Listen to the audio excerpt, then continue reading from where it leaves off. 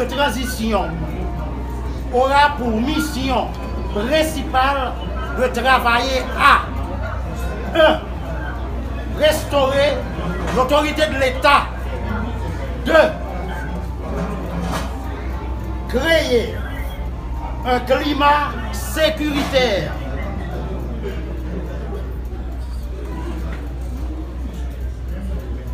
En vue de ramener la paix et la confiance de la population en menant des actions efficaces contre les gangs armés et les trafiquants de tout genre.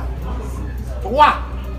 Convoquer une conférence nationale souveraine en vue d'organiser le dialogue national en vue d'aboutir à un pacte de gouvernabilité autour d'un projet national commun de rupture pour la transformation de notre pays.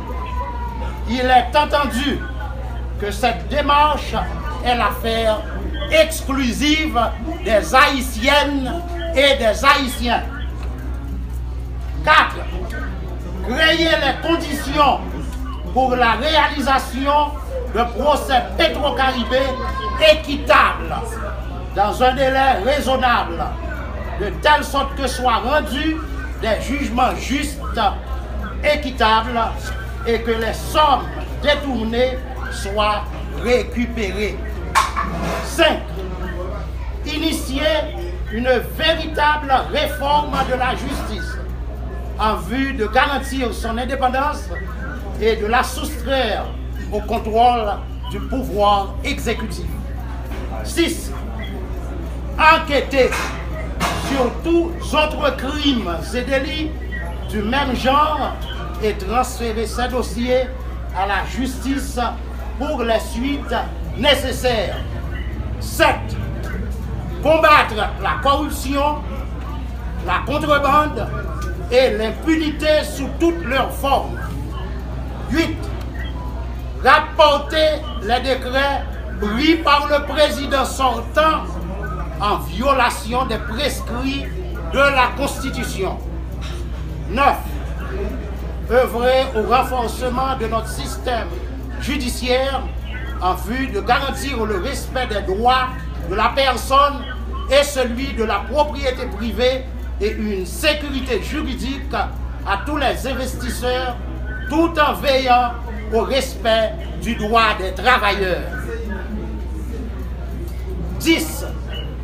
Ouvrir des enquêtes sérieuses sur les massacres récents, La Saline, Bel-Air, Cité-Soleil, entre autres. Les exécutions extrajudiciaires, les crimes restés impunis et soumettre les rapports à la justice pour les suites utiles. 11. Prendre les dispositions pour utiliser à bon escient l'offre d'assistance technique des barreaux de divers pays qui veulent accompagner la justice haïtienne dans l'enquête sur l'assassinat de Dr Dorval. 12. Créer les conditions pour la tenue d'élections libres, honnêtes et démocratiques dans un délai raisonnable, en mettant en place un système électoral limitant au maximum les possibilités de fraude et en incitant les citoyennes et les citoyens à participer en grand nombre dans le choix des dirigeants au niveau national et au niveau local. 13. Apporter des réponses appropriées aux justes revendications de la population. 14. Lutter contre la pauvreté extrême et la cherté de la vie. 15. Engager une politique d'urgence de création d'emplois temporaires en vue d'améliorer le pouvoir d'achat de la population et particulièrement des plus démunis. 16. Rendre les soins de santé de base accessibles au plus grand nombre. 17. Initier un système de sécurité sociale. 18. Relancer la production agricole avec pour objectif d'atteindre l'autosuffisance alimentaire à moyen terme en consacrant des investissements publics substantiels aux zones rurales. 19. Prendre des mesures pour lutter contre l'insalubrité des villes et les campagnes et contre la déforestation et la dégradation de l'environnement en général. 20. Assurer le respect des normes environnementales et lancer des programmes de rebrasement et de réhabilitation de l'environnement. 21. Poursuivre et finaliser après évaluation les projets d'infrastructures agricoles, routières et énergétiques engagés par les gouvernements précédents. 22. Engager de manière effective une politique d'utilisation des énergies renouvelables. 23. Initier une politique rationnelle de décentralisation effective. 24. Favoriser l'accès au crédit pour les jeunes entrepreneurs et les agriculteurs avec un souci particulier pour le respect de l'équité de genre. 25. Accorder une attention spéciale aux différents niveaux du secteur de l'éducation et œuvrer à l'amélioration des conditions d'existence des enseignants et des cadres administratifs, tant du secteur public que du secteur privé. 26. Initier la réforme du système éducatif pour assurer une éducation de qualité à tous les niveaux. 27.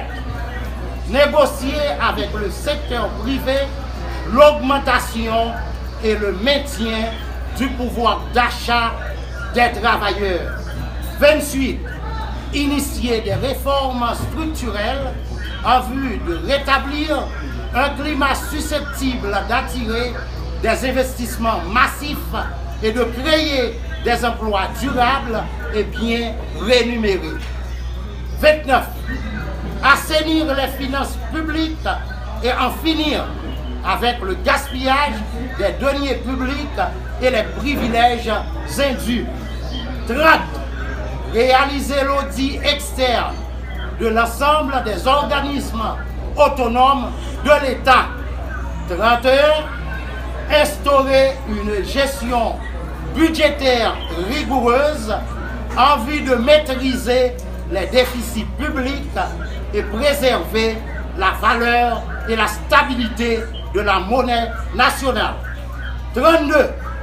Restaurer la confiance des bailleurs de fonds multilatéraux, bilatéraux et des investisseurs privés. 33. Initier des réflexions sur la modernisation du transport terrestre et maritime et renforcer la sécurité routière. 34. Accorder une attention particulière au secteur culturel dans toutes ses composantes. 35.